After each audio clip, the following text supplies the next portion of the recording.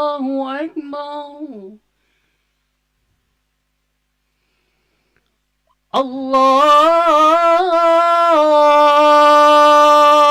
الله أكبر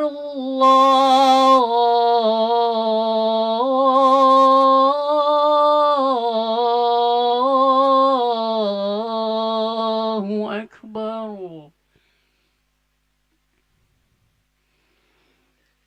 أشهد أن لا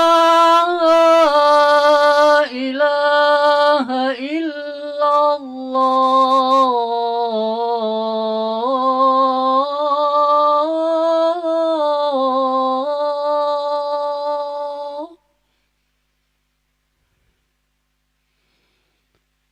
أشهد أن لا إله إلا الله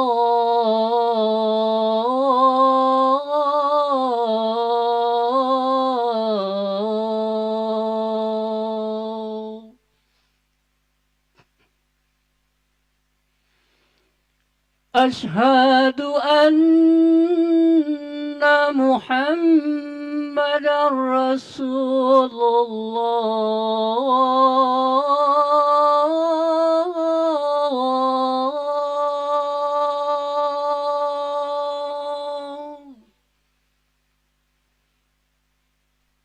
الله أشهد أن محمدًا رسول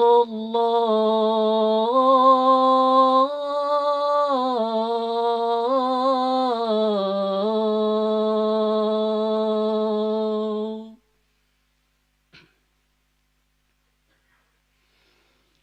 حي على الصلاة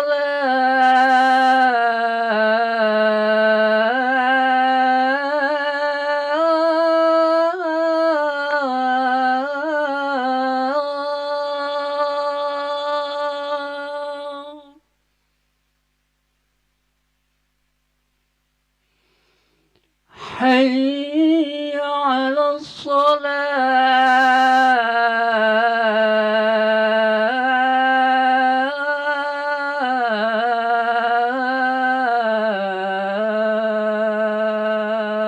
الصلاة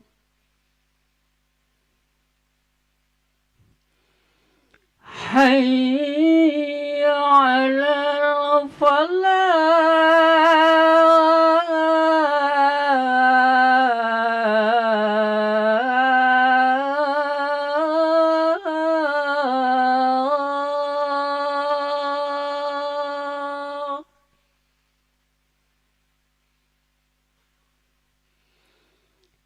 حي على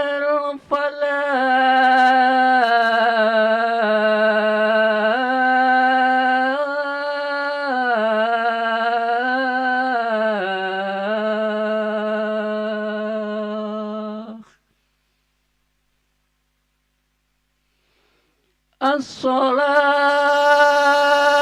الصلاة خير من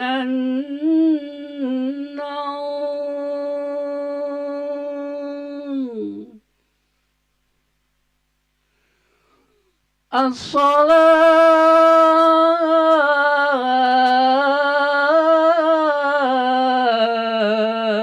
الصلاة خير من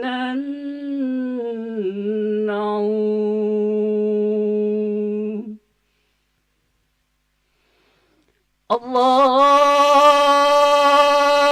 الله أكبر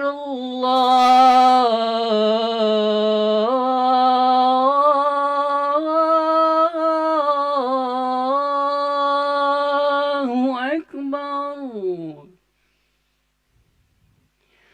لا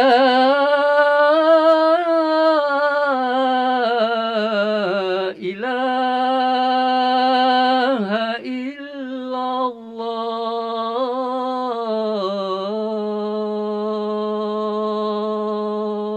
الله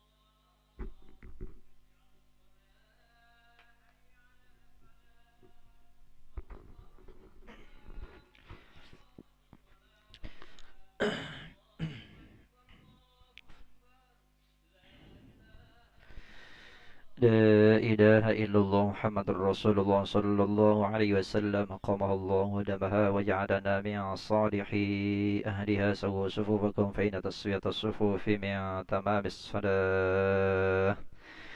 أعوذ بالله من الشيطان الرجيم. بسم الله الرحمن الرحيم. صلي فرض الصبح.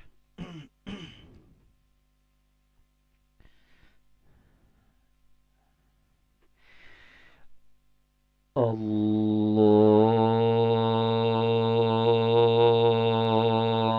أكبر.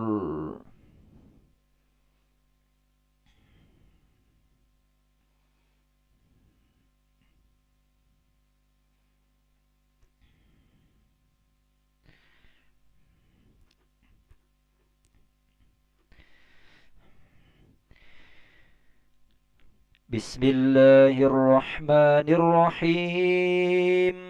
الحمد لله رب العالمين. الرحمن الرحيم مالك يوم الدين. إياك نعبد وإياك نستعين. اهدنا الصراط المستقيم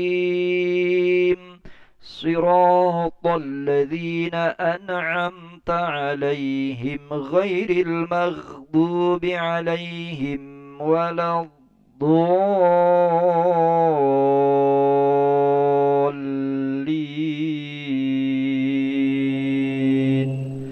آمين.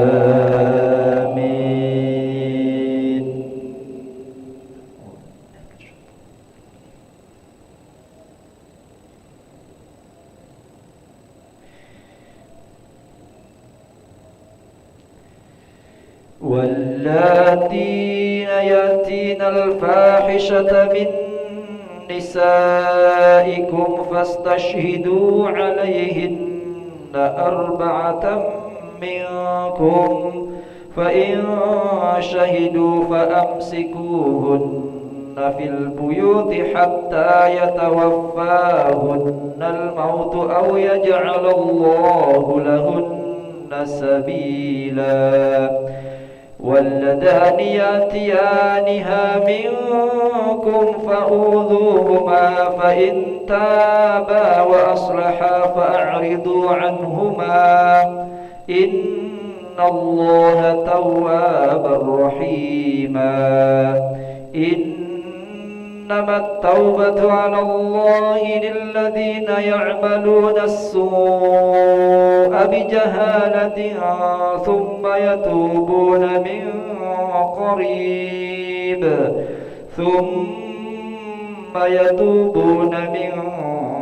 قريب فأولئك يتوب الله عليهم وكان الله عليما حكيما.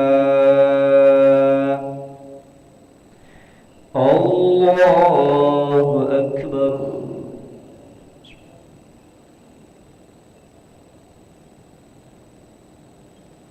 سمع الله لمن حمده.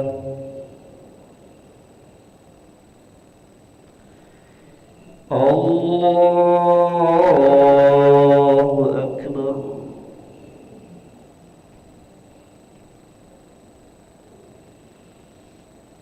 الله أكبر.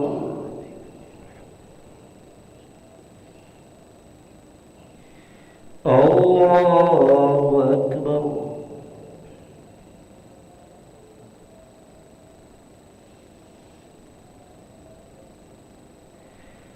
الله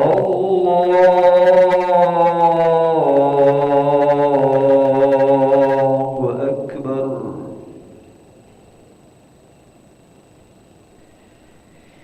بسم الله الرحمن الرحيم.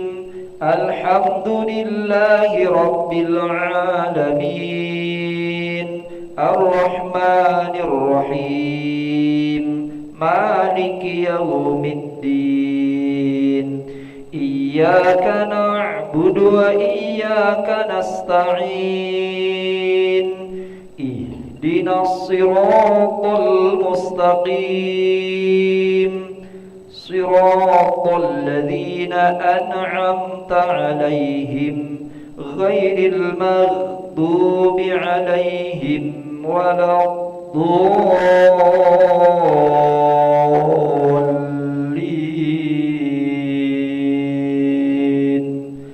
آمين.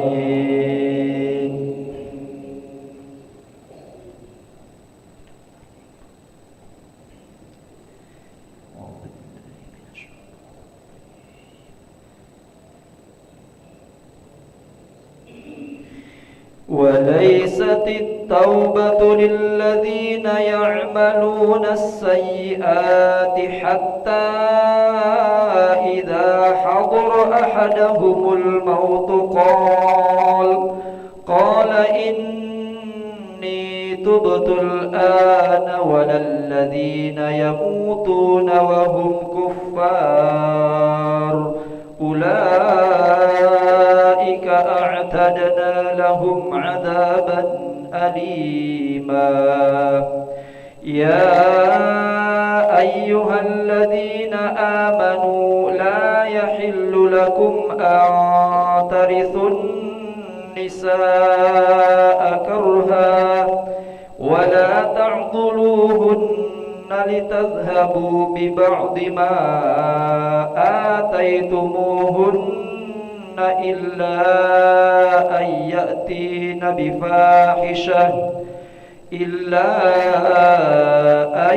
يأتين بفاحشة مبينة وعاشروهن بالمعروف فإن كرهتموهن فعسى أن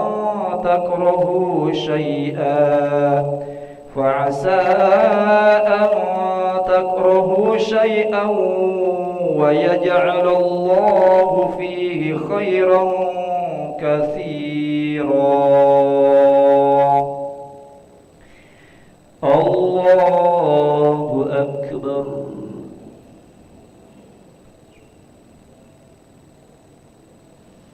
سمع الله لمن حمده.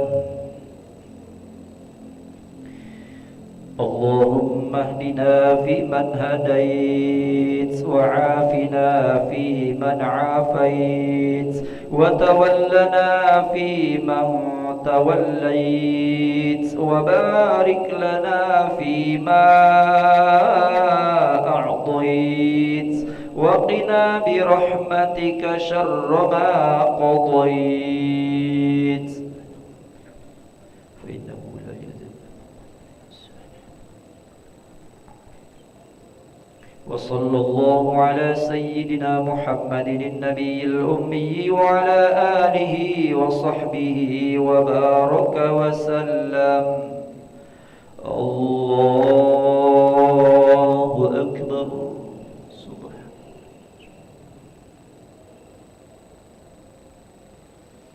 الله أكبر.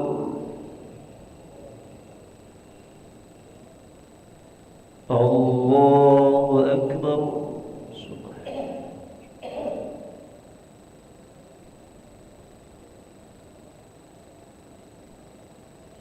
الله أكبر. حياة الله. السلام عليكم. السلام علينا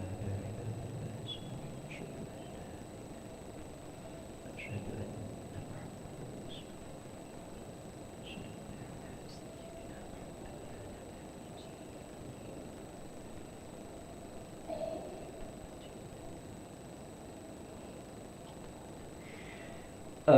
السلام عليكم ورحمة الله.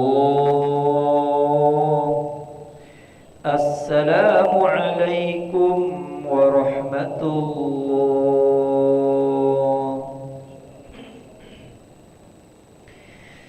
استغفر الله العظيم الذي لا إله إلا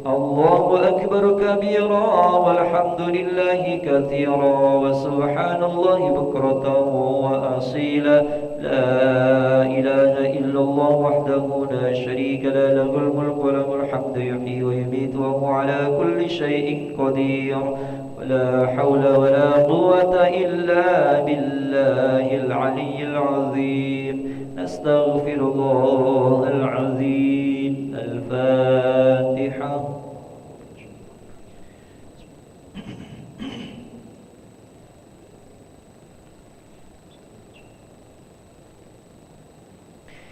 آمين. أعوذ بالله من الشيطان الرجيم. بسم الله الرحمن الرحيم. الحمد لله رب العالمين حمدا يوافي نعمه ويكافي مزيدا. يا ربنا لك الحمد كما ينبغي لجلال وجهك الكريم وعظيم سلطانك. اللهم صل وسلم وبارك على سيدنا محمد وعلى آله وصحبه أجمعين. ربنا تقبل منا إنك أنت السميع العليم وتب علينا إنك أنت التواب الرحيم. اللهم أنت ربنا يا الله لا إله إلا أنت خلقتنا ونحن عبادك ونحن على عهدك ووعدك ما استطعنا نعوذ بك من شر ما صنعنا نبوء لك بنعمتك علينا ونبوء بذنوبنا فاغفر لنا يا الله فإنه لا يغفر الذنوب إلا أنت.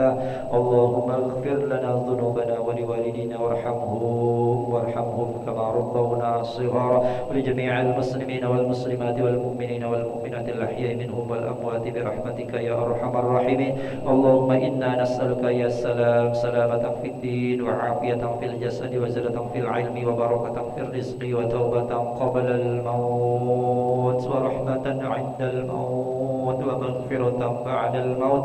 اللهم هون علينا يا الله في سكرات الموت هون علينا في سكرات الموت هون علينا في سكرات الموت والنجاة من النار والعفو عند الحساب. اللهم ربنا هب لنا من أزواجنا وذرياتنا قرة أعين واجعلنا للمتقين إماما. اللهم بارك لنا في رجب وشعبان وبلغنا رمضان. اللهم بارك لنا في رجب وشعبان وبلغنا رمضان. اللهم بارك لنا في رجب وشعبان وبلغنا رمضان.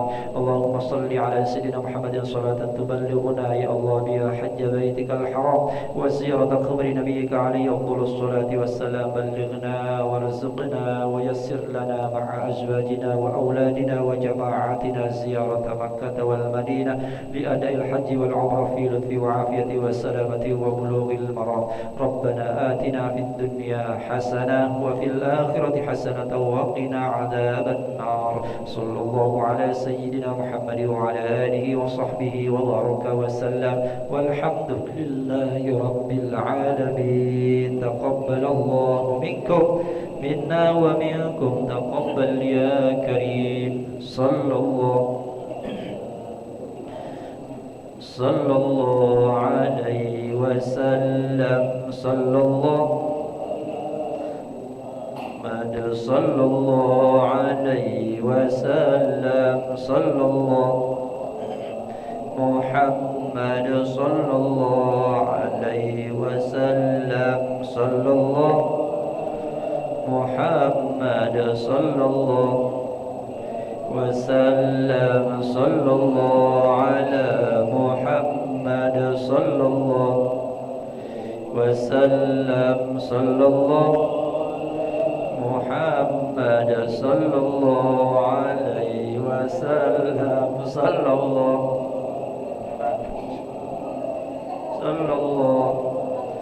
وسلم.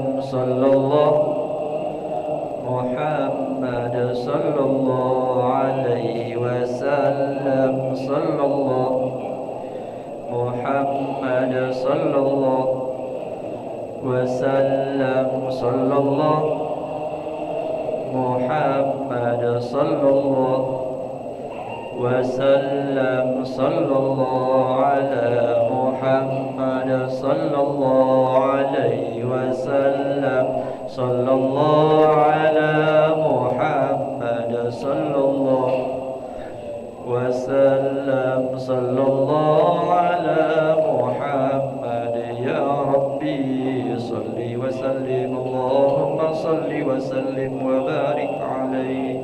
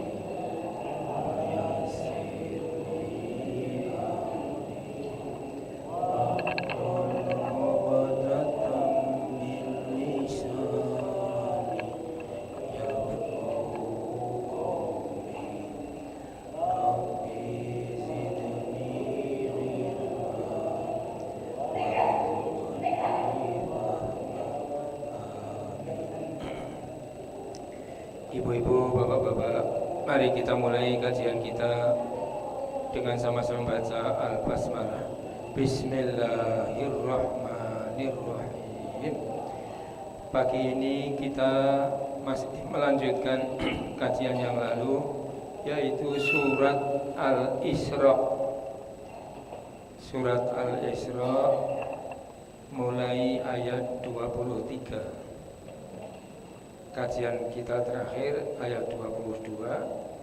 Hari ini mulai ayat 23. Surat Al-Isra, surat ke-17, juz 15, ayat 23 dan seterusnya. Bismillahirrahmanirrahim. Alhamdulillahi rabbil alamin. Nashhadu an la ilaha illallah wahdahu la syarikalah wa nashhadu anna Muhammadan abduhu wa rasuluh la nabiyya ba'dah.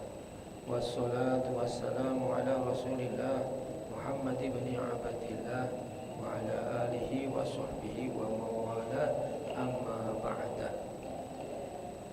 Ayat 23. A'udzu billahi minasyaitonir rajim. Wa qadara rabbuka alla ta'budu illa iyyah wa bil walidaini ihsana imma yablughanna indakal kibara ahaduhuma aw kilahuma fala taqul lahumā uffin wa la tanharhumā wa qul lahumā qawlan karīmā. Wa qadha, dan telah mewajibkan, telah memerintahkan. Siapa yang telah memerintahkan? Rabbuka, Allah Tuhanmu. Alla ta'budu, supaya kamu sekalian jangan menyembah, jangan beribadah, illa, kecuali, iyyahu, kepada Allah, kepadanya. Ini mempertegas ayat sebelumnya. Allah berfirman, wala taj'al ma'allahi ilahan akhar.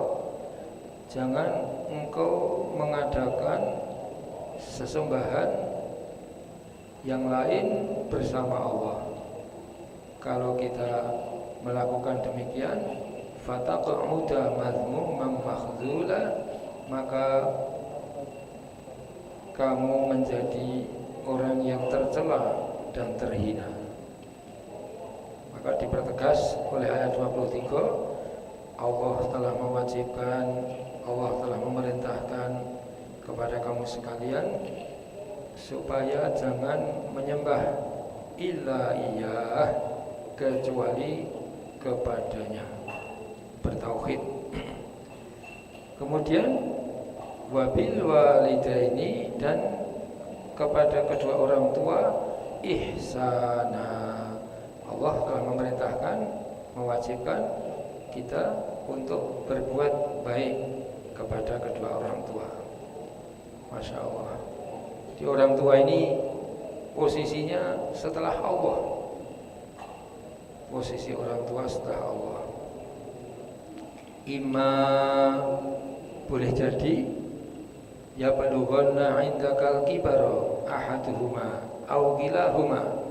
Salah satu dari kedua orang tua, ahaduhuma au kilahuma, atau kedua-duanya, ayah dan ibu kita, boleh jadi yablughanna, keduanya benar-benar telah mencapai al-kibara, usia tua, indaka, yang ada dalam pemeliharaanmu, dalam rawatanmu. Fala, maka janganlah takul lahuma, jangan sekali-kali kamu mengatakan kepada keduanya uffin. Uffin ini ungkapan jengkel. Wala, dan janganlah tanharhuma, kamu membentak kepada keduanya. Wakul, dan katakanlah lahuma, kepada keduanya qaulan karima, perkataan yang baik, perkataan yang mulia. Ibu-ibu, bapak-bapak, dalam ayat 23 ini ada dua larangan, dua kata la. Pertama, la takul, jangan sekali-kali kamu katakan kepada keduanya uff. Nah, ini hus. Jadi ini ungkapan jengkel. Wala tanhar, dan janganlah kamu membentak. Jadi ada dua larangan. Bapak-bapak, ibu-ibu, boleh jadi kedua orang tua kita ini sudah wafat. Ini yang hadir di sini ini sudah senior-senior ya. Nah, sudah hadir semua. Bagaimana kalau orang tua kedua orang sudah wafat masih bisa berbuat kebaikan, mendoakan kepada keduanya, kemudian meneruskan apa yang menjadi amal baik kedua orang tua, kita teruskan, ataupun mewujudkan cita-cita kedua orang tua yang mungkin belum tercapai. Kemudian berikutnya lagi, kita bisa menyambung silaturahim, kasih sayang persaudaraan kepada mereka-mereka yang dulu menjadi sahabat-sahabat kedua orang tua. Dan bisa juga kita beramal kebaikan yang kita niatkan untuk berbakti kepada mereka. Jadi amal soleh yang kita lakukan itu bisa untuk diri kita dan untuk kedua orang tua kita, mendapatkan semuanya. Karena memang ada penjelasan-penjelasan dari Rasul yang seperti itu. Jadi berbuat baik kepada kedua orang tua ini, baik masih hidup maupun keduanya sudah dipanggil Allah. Kemudian ada penjelasan di ayat ini, ungkapan imma yablughanna, boleh jadi keduanya benar-benar telah mencapai ahaduma, salah satu dari keduanya, au kilahuma, atau dua-duanya, al-kibara, usia lanjut, indaka, dalam pemeliharaan. Nah, ini suatu ungkapan bahwa dalam Islam itu sangat dianjurkan kedua orang tua itu kita rawat, kita berada dalam merawat kedua orang tua di rumah kita. Karena kedua orang tua ini pintu-pintu surga. Pintu-pintu surga. Berbuat baik kepada kedua orang tua yang kita rawat di rumah kita ini kita mempunyai pintu-pintu surga. Semua yang kita lakukan untuk mereka itu sangat disukai oleh Allah. Maka kedudukan orang tua ini luar biasa, sampai Rasul mengatakan ridhollahi fi ridhol walidaini. Ridho Allah berada dalam ridho kedua orang tua. Ridho Allah bersama ridho orang tua. Wa suhtullahi, murka Allah bersama murka kedua orang tua. Masya Allah. Jadi orang-orang yang sukses dalam kehidupan bisa kita lihat biasanya mereka ini sangat berbakti kepada kedua orang tua, terutama ibu. Kata Rasul ketika ditanya sahabat, "Ya Rasul, kepada siapakah aku harus berbuat baik?" "Ibumu."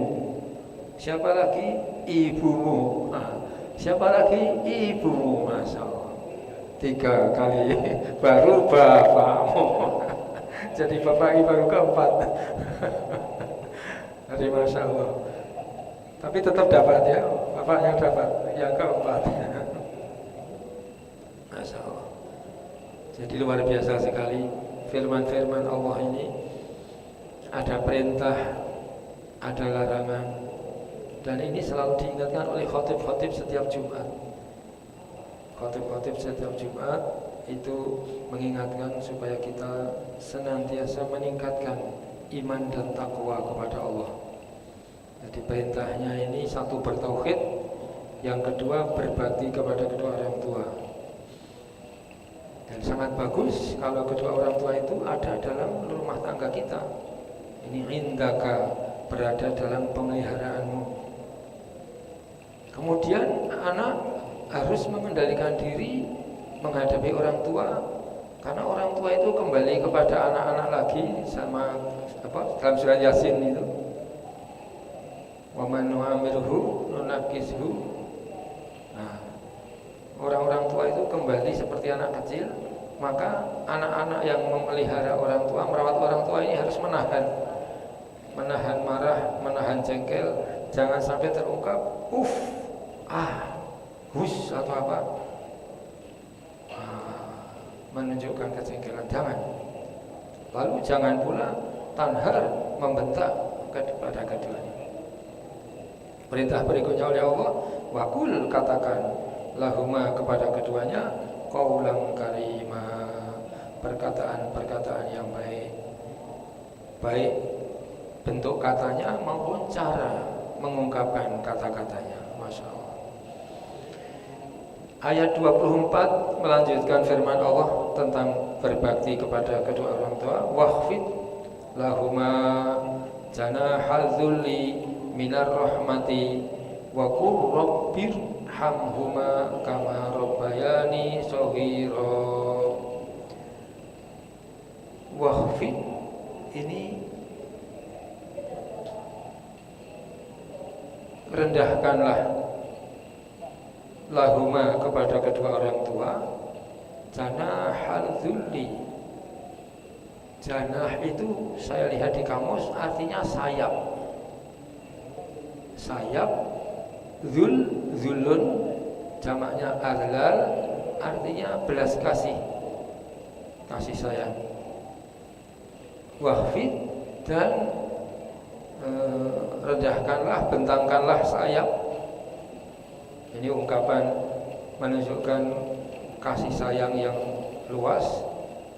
Lahuma, kepada keduanya, maka dipertegas minar rahmati, dengan kasih sayang, penuh kasih sayang. Janahal dzulli, kerendahan dirimu, yani sayap belas kasih kepada kedua orang tua. Bentangkanlah sayap kasih sayang kepada kedua orang tua, penuh kasih sayang kepada kedua orang tua. Wakul, katakanlah, doakanlah, Rabbirhamhuma, ya Allah Tuhan kami, rahmatilah kepada keduanya, sayangilah kepada kedua orang tua, kama, sebagaimana Rabbayani, keduanya telah menyayangi aku, mendidikku, merawatku, shaghira, ketika aku masih kecil.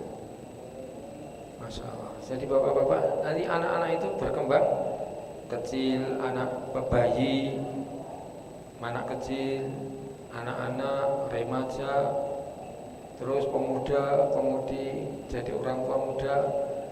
Nah, ini ada tahapan-tahapannya bagaimana orang tua berrelasi dengan anak, bagaimana anak berrelasi dengan orang tua. Kalau anak-anak sudah jadi tua, ini jadi sahabat, jadi kawan tempat diskusi. Nah, tapi kalau masih anak, ini seperti digambarkan Rabbayani Shogiro, keduanya mendidikku, merawatku ketika aku masih kecil dulu. Anak yang masih lemah, belum tahu apa-apa, dibimbing sampai bisa bicara, dibimbing sampai bisa berjalan, dari merangkak, duduk, berjalan, terus dibina. Nah, ini kita diperintahkan oleh Allah senantiasa berdoa, Rabbirhamhuma, ya Allah Tuhanku, rahmatilah, kasih sayanglah keduanya, kama sebagaimana Rabbayani Shogiro, keduanya mendidikku, merawatku ketika aku masih kecil. Nah, ayat 25, Rabbukum a'lamu bima fi nufusikum. Rabbukum, Tuhanmu, a'lamu, lebih mengetahui, bi terhadap ma, segala apa saja, fi nufusikum, yang ada dalam hatimu. Apapun yang kita batin, Allah tahu.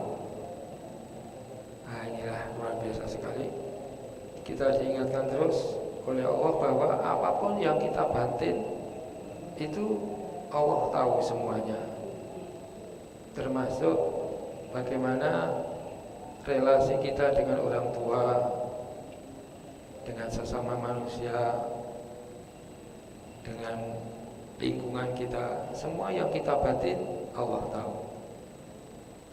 Intakunu, jika kamu sekalian berada atau menjadi, karena yang kuno itu bisa diartikan berada atau menjadi, solihina, orang-orang yang soleh, orang-orang yang berbuat kebaikan terus menerus, itu lahirnya, tapi itu berasal dari batinnya, dari kolbunya. Fa'innahu, maka sungguh Allah itu, karena adalah dia, lil awabin, kepada orang-orang yang bertobat, ghafura, maha pengampun. Ini ayat ini menjelaskan bahwa manusia itu bisa tergelincir dalam kesalahan, tetapi Allah lebih menyukai orang yang bersalah lalu minta ampun, bertobat, daripada orang yang merasa dirinya baik terus. Nah, ini Allah lebih suka orang yang bersalah, bertobat, istighfar, memperbaiki diri, daripada orang yang merasa baik terus. Nah, ini. Jadi, kenapa orang bisa bersalah? Karena orang banyak action, banyak berbuat. Kalau nggak berbuat, ya memang nggak ada yang salah karena nggak berbuat. Nah, jadi agama mengajarkan fastabiqul khairat, berlomba-lombalah dalam kebaikan. Tapi bisa jadi manusia melakukan berbagai kesalahan. Maka karena banyak berbuat, banyak action, banyak beramal, lalu berbuat kesalahan, itu wajar cepat-cepat istighfar, menghentikan kesalahannya, dan bertobat kepada Allah. Allah itu sangat mencintai orang-orang yang bertobat seperti itu. Maka ini di sini ada fa'innahu, maka sesungguhnya Allah, karena adalah ia, lil awabin, terhadap orang-orang yang bertobat, ghafura, maha pengampun. Ini istilah awabin ini ada salat sunat awabin. Ya, sesudah maghrib 6 rakaat Pak ya. 2 rakaat. Nah, inilah yang dilakukan oleh para sahabat-sahabat Nabi setelah seharian penuh melakukan berbagai kegiatan. Sesudah maghrib di awal malam itu sholat awabin. Nanti dipelajari khusus dalam pelajaran fikih ini ya. Nanti mudah-mudahan kita bisa tanyakan kepada para ustaz bagaimana sholat awabin itu, apa hikmahnya, apa fadilahnya, bagaimana caranya. Jadi ini disebutkan di surat Al-Isra ayat 25, lil awabin, terhadap orang-orang yang bertobat kembali kepada Allah, Ghafura. Allah Maha Pengampun. Kalau hanya orang yang mengampuni itu ghafirun. Ghafirun itu yang mengampuni, tapi kalau ghafur sangat-sangat pengampun. Makanya selalu katakan ini Pak Sobur ini sobur, sangat-sangat sabar. Kalau orang satu Sobirun, Pak Sobirun, jadi Pak Sobirin itu yang wafat beberapa yang lalu, itu orang yang sabar. Bisa Sobirun, Sobiron atau Sobirin, artinya sama. Tapi kalau Sobur sangat-sangat sabar. Nah, ini Ghafur sangat-sangat pengampun. Ini kalau bahasa Inggris superlatif, Pak Muhammad ya. Superlatif sangat-sangat. Nah, sampai ayat 25 ini masih tentang berbakti kepada kedua orang tua. Kemudian ayat 26 ini mulai keluar dari rumah kita.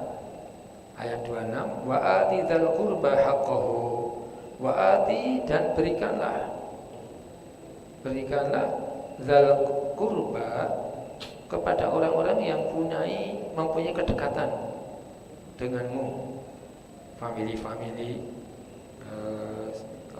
saudara-saudara, family, keponakan, terus ada kedekatan. Itu kedekatan bisa kekeluargaan, bisa kedekatan karena kerja. Misalnya orang-orang yang selalu memotong rumput-rumput di rumah kita. Nah, itu dzawil qurba itu punya kedekatan. Orang-orang yang suka menolong rumah tangga kita. Nah, mungkin pembantu rumah tangga juga bisa. Ada yang selalu ada kaitan dengan kita. Berikanlah, datangkanlah haqqahu, haknya untuk ditolong kalau memang mereka memerlukan pertolongan. Jadi menolong itu yang pertama orang-orang yang punya kedekatan, kaitan dengan kita.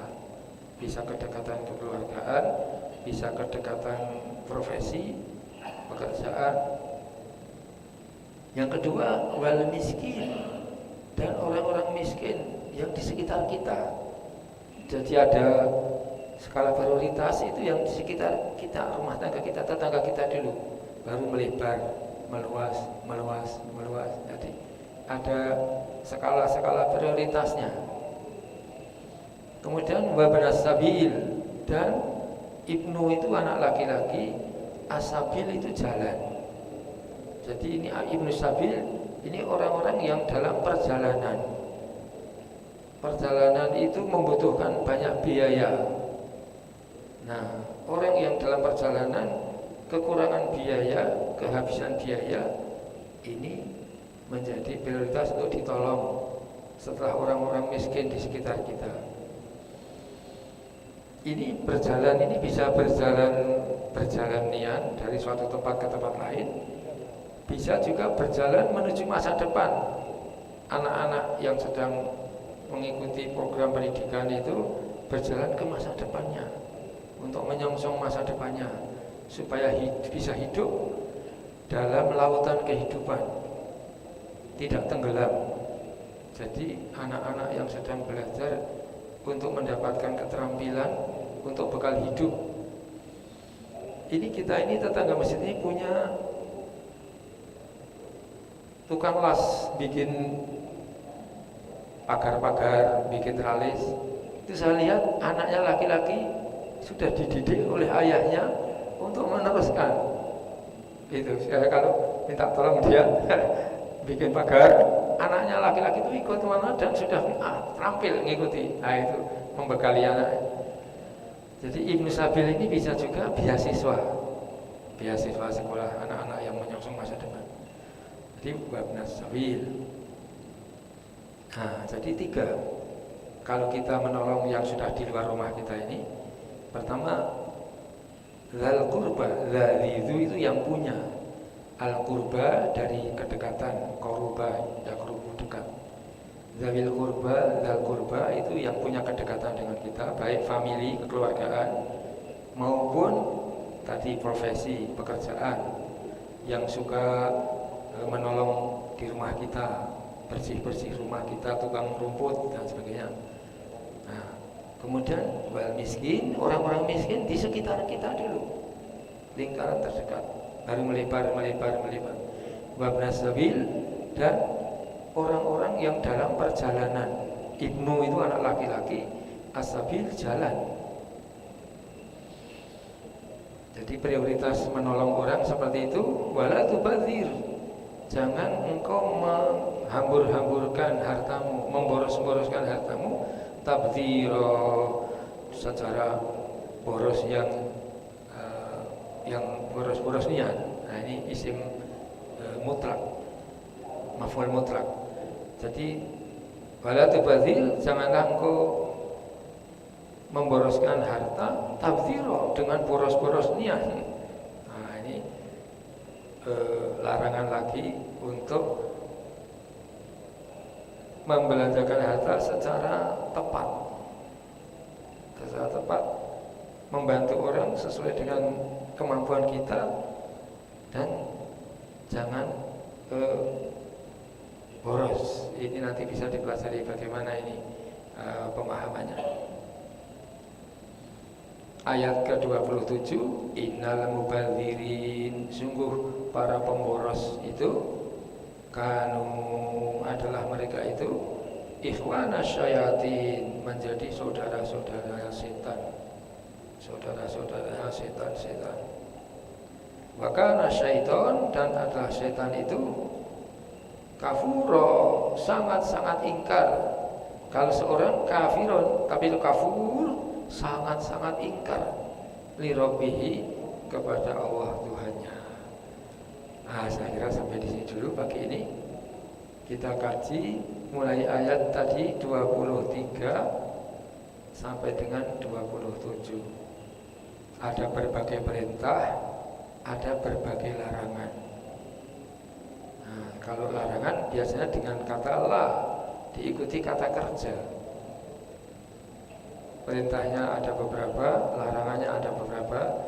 Tadi di ayat ke-23 tadi, la taqul lahuma, jangan kamu katakan kepada kedua orang tua hus, dan sebagainya.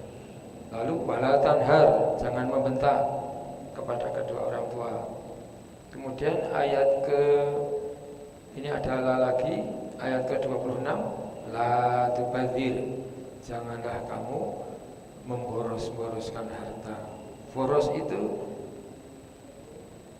jadi boros itu sesuatu yang kita beli tapi sebetulnya nggak perlu. Kita beli sesuai dengan kebutuhan, keperluan, mau digunakan niat. Kalau tidak digunakan niat, nggak perlu, nggak usah. Nah, jadi kita membeli sesuatu sesuai dengan keperluan, sesuai dengan kebutuhan. Nah, ini banyak, ini perintahnya, banyak larangannya. Nanti bisa kita pelajari dan kita jadikan pedoman dalam menghadapi kehidupan ini. Saya kira sampai sini dulu. Sekarang silahkan dari Bapak dan Ibu, dari dan untuk kita, Prof. Edi Matsalim akan menyampaikan sesuatu. Silakan.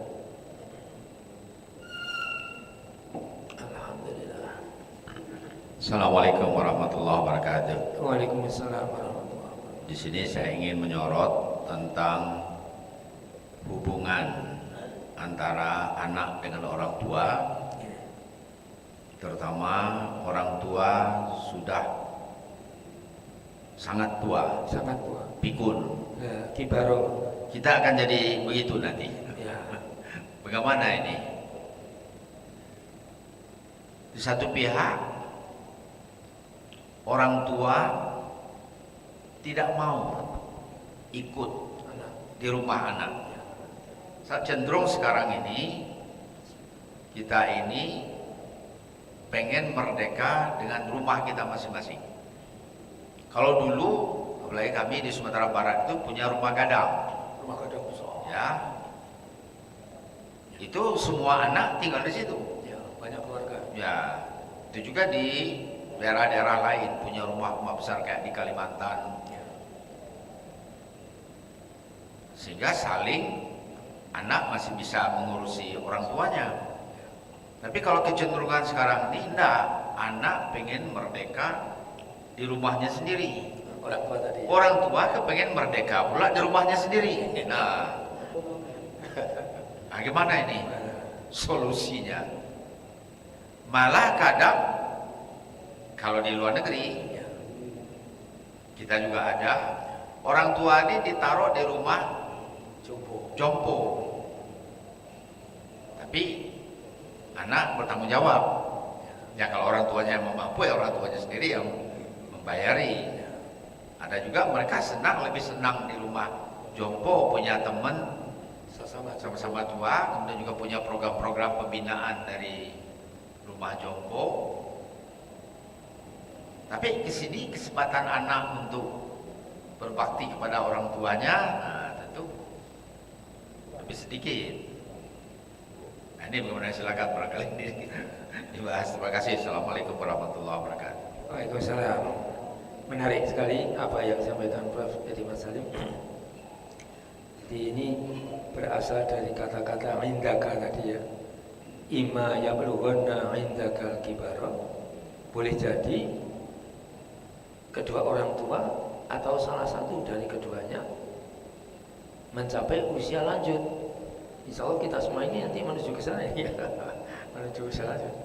Jadi di sini indaka berada dalam pemeliharaanmu. Nah ini bisa realnya di keluarga kita, bisa juga ini secara teknis ini. Sekarang ini orang senang hidup merdeka.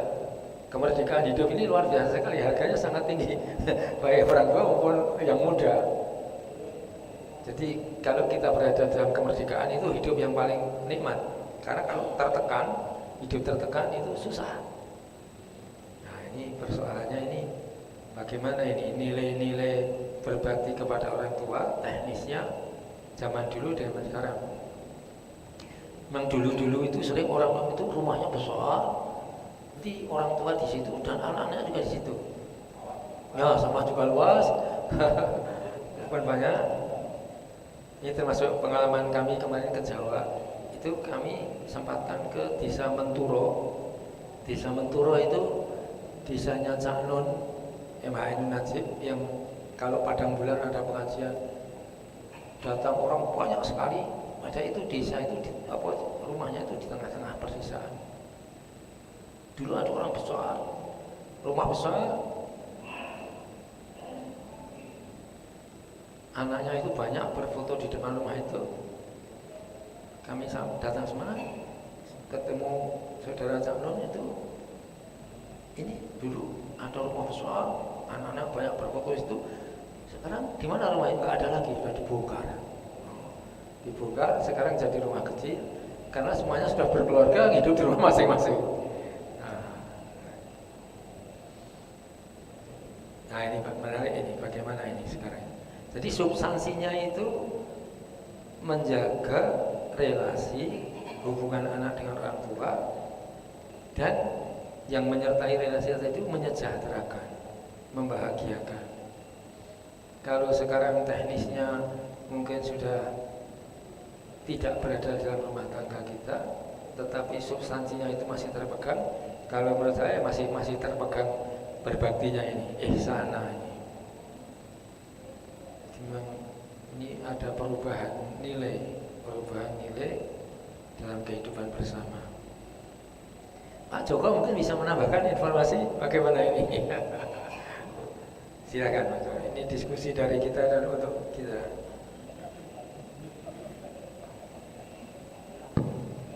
Terima kasih. Assalamualaikum warahmatullahi wabarakatuh. Waalaikumsalam. Mudah-mudahan sentiasa kita semuanya majelis tadabbur ini, ibu-ibu, bapak sekalian, sentiasa berlimpah ruah rahmat, hidayah, maghfirah dari Allah Subhanahu wa taala. Amin ya rabbal alamin. Ustaz Burhan, saya melanjutkan apa yang disampaikan oleh Prof. Edi. Prof. Edi malah sudah membagi di grup WhatsApp. Bagus sekali ini. Jadi berkaitan dengan hubungan antara anak dan orang tua. Bahkan disebutkan ridho Allah itu ada dengan orang tua. Bahkan tradisi yang dipahami dan merupakan aplikatif daripada ibadah itu, surga berada di bawah telapak kaki ibu. Itu gambaran yang begitu mendalam. Kalau di Sumatera Barat ada rumah gadang, orang-orang di Jawa dulu yang orang-orang tua yang mampu biasanya juga keturunan-keturunan dalam terah itu membuat rumah-rumah joglo, rumah-rumah yang kalau Palembang ini punya rumah-rumah limas, itu ruangan-ruangan khusus untuk silaturahmi. Bagaimana dia memberitahu keluarga itu kepada terahnya, kepada keturunan-keturunannya. Beberapa ustadz kondang itu bahkan mengajarkan hubungan antara anak. Setelah kita bersolawat memuji Allah Subhanahu wa Ta'ala dan bersolawat, maka doa kedua itu adalah kepada kedua orang tua, baru kepada diri sendiri, baru kepada kerabat-kerabat yang lain. Bahkan kalau di Jawa, Ustadz Prof itu kuburan-kuburan yang ditradisikan sama leluhur itu agak bertingkat-tingkat dikit. Yang paling tua kalau kami itu, nah di pojok, nah, kemudian turun. Nah, Ya, terima Mas. jadi itu ditradisikan untuk setiap tahun berkunjung untuk mendoakan para leluhur itu. Ya, jadi luar biasa itu adab itu yang, dan ternyata ini semuanya adalah perintah Al-Quran. Ini luar biasa hubungan. Jadi berkaitan dengan kedua orang tua tadi memang sampai disebutkan tidak boleh kita melakukan apa atau menyebutkan perkataan dosa luar biasa besarnya. Jadi dengan situasi kondisi arus transformasi tata nilai yang mendunia ini, kita agak bergeser karena silaturahmi itu sesungguhnya menjadi salah satu ajang atau arena untuk selalu mengetahui atau mengenal saudara-saudaranya. Tapi dengan situasi AI ini, yang lebaran tidak sempat tuh karena ada tugas-tugas, maka dia cukup dengan video call. Bahkan kemarin beberapa kali orang tua yang anak-anak yang nikah di luar Indonesia, di Korea, di Jepang, bahkan di Amerika, cukup video call menjadi anunya tadi untuk waktu nikahnya itu tadi. Jadi seolah-olah salaman dari jauh. Nah, dia persis seperti yang dilakukan. Tapi menurut hemat saya itu memang memenuhi rukunnya itu. Yang penting ada dan rukunnya terpenuhi. Nah, jadi barangkali, nah, termasuklah yang karena situasi dan sebagainya, orang tuh di Kanada nggak ke balik Indonesia 36 jam, belum ongkosnya. Jadi lebarannya itu saya lihat, perhatikan yang di Jerman, yang jadi sujud-sujudnya itu cukup kan, dan hebatnya Allah ya cukup di handphone itu. Hebatnya karena rasa rindu itu teruraikan karena faktor kemajuan teknologi. Seminggu sekali, sepekan sekali, bahkan kadang-kadang 2-3 kali. Jadi rasa rindu itu sudah terurai. Kalau zaman ingat tahun 60-70 itu wesel itu di samping wesel itu ada cepretan dikit, kato-kato anu gitu. Itu rasa rindu. Saya masih merasakan tuh wesel-wesel itu. Nah, sekarang dengan adanya video call, Jadi apakah ini berpengaruh kepada rasa? Bagaimana ini menurut majelis yang kerinduan mestinya setahun sekali balik dalam suasana Idul Fitri, ya, saling bermaaf-maafan, tapi cukup dilakukan oleh video karena memang jaraknya itu jauh. Saya mohon tanggapannya dalam forum ini. Ya, tapi rasa kasih sayang dengan orang tua itu tetap ada, masih tetap terbangun dan luar biasa. Dan satu hal lagi, sebagai orang tua kita memang tidak usah terlalu menuntut karena sudah jatahnya dia. Kalau orang tua ini mulailah dia agak sedikit diabaikan. Tidak usah terlalu menuntut kepada anak-anak karena memang ada perkataan bahwa terhadap kesehatan kita, ibadah kita 100% itu tergantung dengan kita. Jadi memang kita tidak boleh. Kalau anak-anak cucu itu mengerti, alhamdulillah. Tapi kalau mereka agak lalai, ya banyak. Nah, jadi mohon tanggapannya dengan situasi harus transformasi tata nilai yang sudah mendunia, globalisasi, teknologi informasi ini menjadi begitu membumi sehingga yang selama ini kita ada rasa rindu ingin mendoakan rupanya cukup melalui video call ini. Tapi mudah-mudahan ini tetap sebagai bagian daripada ibadah kita. Terima kasih. Assalamualaikum warahmatullahi wabarakatuh. Waalaikumsalam. Terima kasih Pak Haji Joko, luar biasa ya. Dengan kemajuan teknologi, sekarang ini kalau nenek, kakek rindu cucu, terus video call, gambarnya ada di situ. Cucunya sudah ini nenek. Luar biasa. Ya. Kesabaran. Ya. Kalau ya. Kakeknya.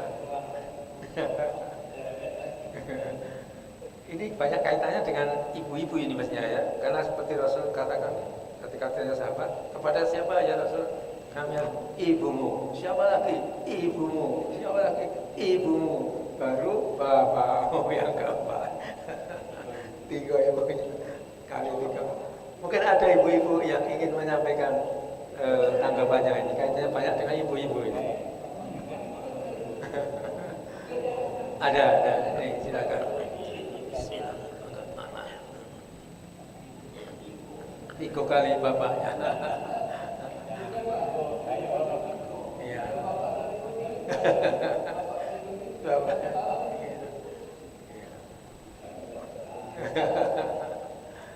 Silakan ibu-ibu. Ini yang banyak kaitannya dengan ibu-ibu ini. Bismillahirrahmanirrahim. Assalamualaikum warahmatullahi wabarakatuh. Waalaikumsalam warahmatullahi wabarakatuh. Pagi ini sangat tertarik sekali saya, Ustadz. Karena ini masalah kehidupan kita sebagai orang tua. Nah, bahkan sekarang kita sudah merasakan gimana menjadi orang tua.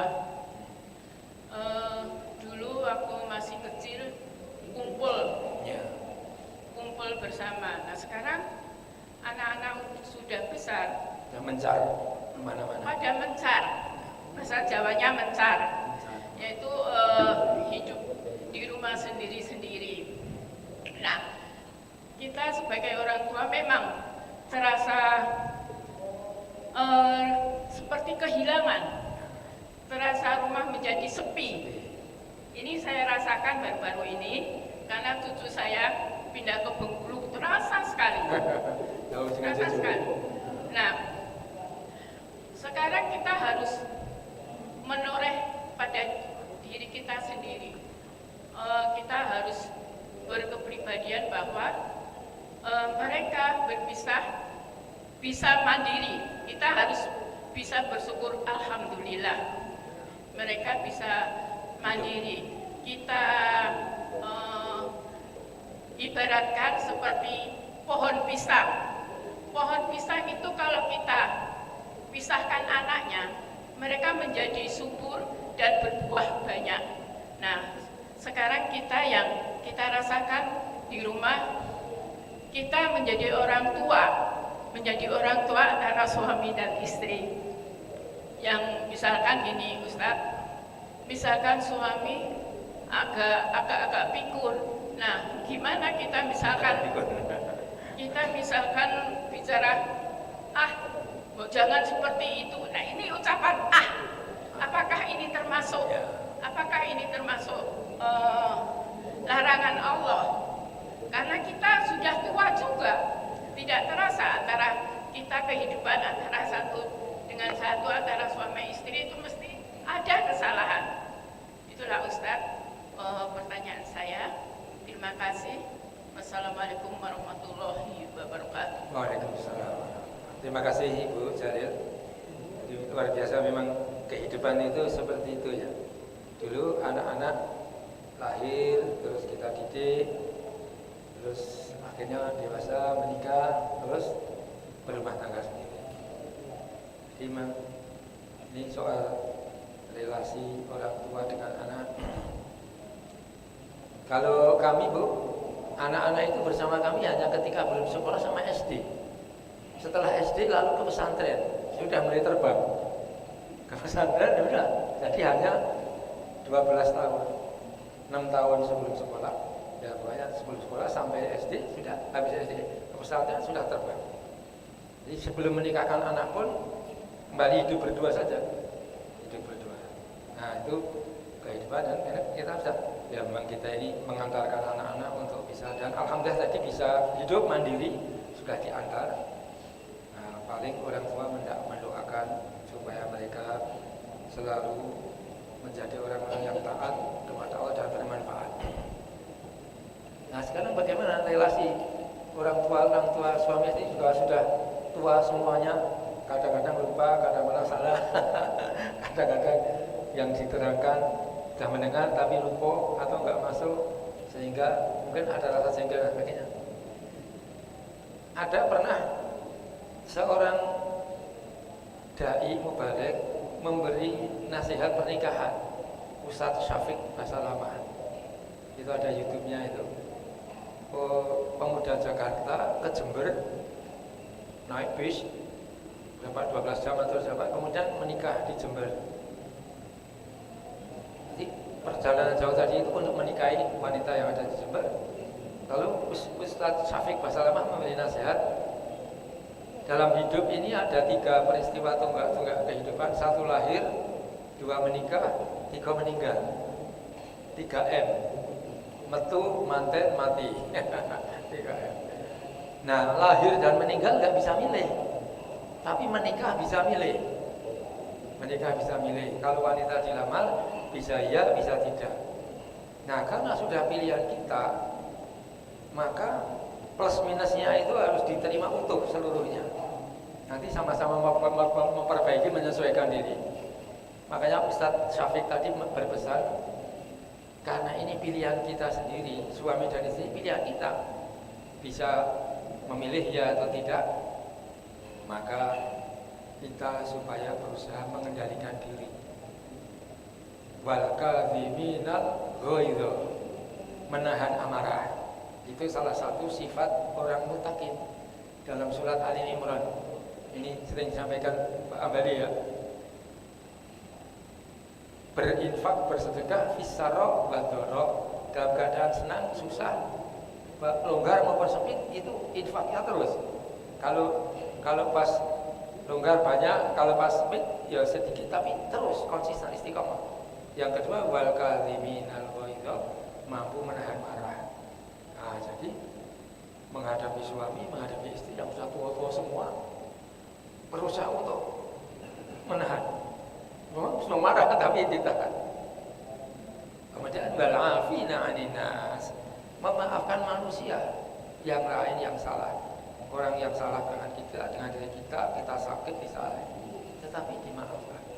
Nah inilah sifat orang ini. Dan seperti ini kalau nggak ngaji, nggak ngerti, marah tetap dilampiaskan saja marahnya. Tapi karena kita ngaji Quran begini, ada ajaran kalau orang yang disukai Allah, yuhibbul muhsinin, Allah suka orang-orang yang berbuat baik. Salah satu sifatnya itu menahan marah. Jadi berusaha untuk menahan marah. Kalau ditahan terus di dalam nanti susah. Maka ini dikeluarkan dengan cara senam, olahraga. Kalau berkeringat itu endorfin banyak. Marahnya hilang. Olahraga. Nah, kalau bulu tangkis itu smash. Wah. Jadi di sinilah hebatnya. Kalau Pak Jul gerak jalan, merojok sampai jauh. Jadi ini baik relasi hubungan suami istri maupun hubungan sesama orang tua dengan anak, anak dengan orang tua, ini semuanya ada dalam Al-Quran. Substansinya apa? Substansinya tadi. Jadi sekarang walaupun mungkin jauh dan sebagainya itu, substansinya itu relasi kasih sayangnya itu tetap. Walaupun teknisnya bisa bermacam-macam. Rumah gadang yang besar mungkin sudah jarak, lokasi sudah berjauhan, tetapi substansinya masih tetap, mungkin dengan video call, dengan rutin menyapa, dan longgar yang persoalan kecil-kecil sudah dimaafkan saja, tidak usah diperbesar. Jadi memang inilah menahan rindu. Bagaimana caranya itu ya menahan rindu. Mungkin ya dengan video call itu gambarnya ada, suaranya ada. Sekarang ini mudah sekali. Nah tadi mungkin kalau sudah berapa tahun disempatkan face to face. Nah, tapi ini perlu banyak biaya karena jauh tadi. Nah, ditabung dulu bertahun-tahun. Nah, nanti bisa ketemu. Memang inilah kehidupan. Kehidupan itu selalu berubah terus, tidak ada yang tetap. Tiap hari itu mulai berubah dari hari ke hari. Orang sudah lama nggak ketemu, terus ketemu, wah sekarang rambutnya sudah putih. Terus dulu selalu kalau kita bicara itu reaksinya cepat. Sekarang kok agak seberat. Apa tadi? Nah, jadi kita longgar, Pak. Sekarang sudah mulai agak pikun. Jadi lama nggak ketemu orang, sekarang sudah sama-sama 70 tahun lebih ketemu. Dulu cepat reaksinya, ini sekarang itu apa tadi? Dari sudah longgar. Nah, jadi mungkin ya silakan. Bismillahirrahmanirrahim. Ya. Assalamualaikum Ustaz. Ya. Kebiasaan saya itu kalau di Padang ya, Ya. seolah-olah tidak hormat dengan orang tua. Nah, Kalau saya lihat di daerah lain, di sini sujud segala macam. Di sana nggak ada. Tidak tahu kalau di Bukit Tinggi beliau tidak tahu. Nah, jadi seolah-olah apa itu kebiasaan, apa sudah tradisi selanjutnya. Tapi kalau dia sudah pindah ke tempat lain, misalnya cucu-cucunya nurut adat ya di tempat, misalnya di Palembang sujud macam di situ nggak ada. Ya, terima kasih. Ya. Ini luar biasa. Ini tradisi-tradisi di berbagai daerah mungkin berbeda-beda, tapi substansinya tetap sama. Substansinya intinya itu tetap sama. Hormat orang tua. Hanya ada mungkin di suatu tempat nyium tangan, di lain sana cukup salaman atau berpelukan. Tapi substansinya itu sama, hanya teknisnya, caranya bisa berbeda-beda. Lain lubuk, lain ikannya, lain barangnya, lain barang. Tapi substansinya sama. Substansinya ya sama, tetap hormat yang muda kepada yang tua kepada yang muda. Jadi substansinya itu sama, intinya sama, tapi teknisnya bisa berbeda-beda caranya. Sebagai penutup, ini kita mohon Pak Ambali, sudah hampir jam surut. Ya, silakan. Assalamualaikum warahmatullahi wabarakatuh. Waalaikumsalam. Memang ada dua dilema. Yang pertama, orang tuanya bekerja, anak-anaknya masih kecil, masih sekolah, terpaksa di luar daerah, kerjanya di luar daerah. Paling seminggu sekali bisa pulang. Itu pun kalau jaraknya tidak terlalu jauh dan tergantung ongkos. Kalau ongkosnya terlalu besar, mungkin pulangnya tidak bisa sekali seminggu. Sebulan sekali. Sebulan sekali mungkin. Nah, itu bapaknya yang kerja, ibunya yang kerja, terpaksa meninggalkan anaknya di kota Palembang. Bapaknya bekerja di luar kota. Jakarta atau di mana saja. Itu dilemanya yang pertama. Makanya komunikasi itulah yang akan bisa digunakan. Ngecek anak-anak tadi, dia berada di mana dengan kecanggihan sekarang. Ada handphone, ada video call. Kalau dulu itu belum ada.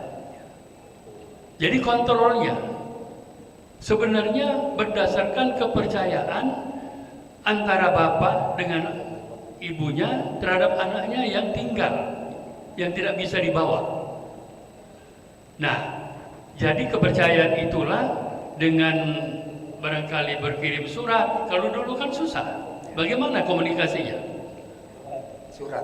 Surat, pos berminggu-minggu, ngirimin duit, wesel, itu pun tidak mudah ngambilnya. Ke kantor pos. Nah, itu yang bapaknya bekerja, ibunya bekerja. Sekarang kita balik, anaknya yang sudah sekolah tadi berhasil, juga bekerja di tempat lain, dengan sendirinya meninggalkan orang tuanya. Ya kalau dulu memang rumah gadang, itu mungkin ke kondisi seperti itu.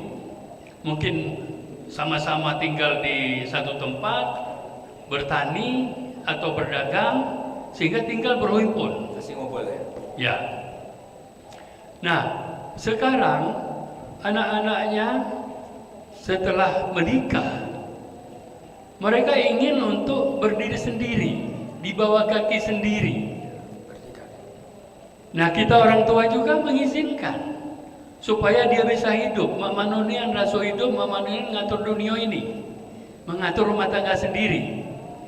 Kadang-kadang kita juga mengajarkan kepada anak seperti itu. Ada yang cuma berhimpunnya 1 tahun saja. Setelah 1 tahun harus berpisah mereka dengan sendirinya. Nah, oleh karena itu, untuk saling merawat silaturahmi, nah itu tergantung makmanonian pengajaran agama yang diterima oleh anak-anak terhadap orang tua berdasarkan ayat 23 surat ini. Karena ridho Allah itu tergantung pada ridho orang tua. Nah, ketika kita pamit mau berdiri sendiri, orang tua akan mengizinkan, meridhoi. Nah, cuma masih banyak orang tua sekarang ini egois. Gimana egoisnya? Istrinya sudah meninggal, bapaknya bertahan untuk tinggal di rumah gedung, di rumah gadang. Diajak oleh anaknya ke rumahnya, dia nggak mau. Dia nak duduk di rumah dia tulah. Nah, barangkali itu juga kondisi kita juga begitu. Aku nak di rumah aku ni lah, aku nak bebas. Kalau di rumah menantu, ya anaknya yang baik dengan kita, menantunya belum tentu. Itu juga problem. Akhirnya saya pernah menyarankan kepada teman saya yang orang tuanya tinggal sendiri, disarankan kalau memang di dusun itu tinggal juga anaknya yang lain, semoga kunci itu bapaknya ngunci pintu, anaknya pegang kunci satu. Duplikatnya. Jadi kunci itu dicabut, kalau ada apa-apa, kalau mati tidak keluar. Nah, jadi Pak, susah juga ngatur itu. Oleh karena itu, ya sudahlah, kita jalani bersama. Jangan sampai wong tua kita itu meninggal 3 hari baru ketahuan. Makanya harus dikunci pintu, karena dia nak bertahan. Mana kita nak maksa wong tua tidur di rumah kita? Dia udah ngalah. Biar aku di sini baik. Kita ni lah ragu-ragu pula kalau dia mati tidak keluar. Makanya kita kunci, Pak. Kunci dari dalam, kemudian cabut kuncinya Pak ya. Nah, kami kunci setiap pagi dikontrol, tak buka. Lah bangun, apa belum? Atau sudah lihat, sudah mengharap Allah SWT. Jadi Pak Bro, jadi susah kita. Mana kita nak ngatur itu? Kalau kita tahankan anak kita di rumah kita, dia udah berkembang? Tidak berkembang, Pak. Aman tinggal di rumah orang tua tu 5 beradik, masa tinggal di situ semua. Potensi bebalahnya banyak nian itu antara anak-anak dan menantu. Saya kira itu tambahan saya. Assalamualaikum warahmatullahi wabarakatuh. Waalaikumsalam. Terima kasih. Betul, jadi ini mudah-mudahan yang kita kaji bermanfaat, yang penting memegang substansinya ya. Substansi kasih sayang antara ya.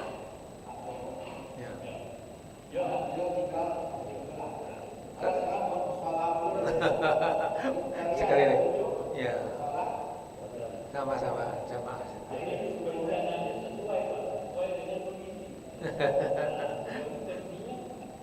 Ya. Ya, terima kasih. Terima kasih. Mudah-mudahan apa yang kita kaji menjadi ilmu yang bermanfaat bagi kita. Amin. Mari kita tutup kajian kita dengan doa mengkaji Quran. Allahumma arhamna bil Quran waj'alhu lana imaman wa nuran wa hudan wa rahmah. Allahumma zakkirna minhu ma nasina wa 'allimna minhu ma jahilna warzuqna tilawatahu ana al-laili wa atrafan nahar waj'alhu lana hujjatan ya rabbal alamin. Terima kasih. Subhanakallahumma wa bihamdika asyhadu an la ilaha illa anta astaghfiruka wa atubu ilaik. Assalamualaikum warahmatullahi wabarakatuh.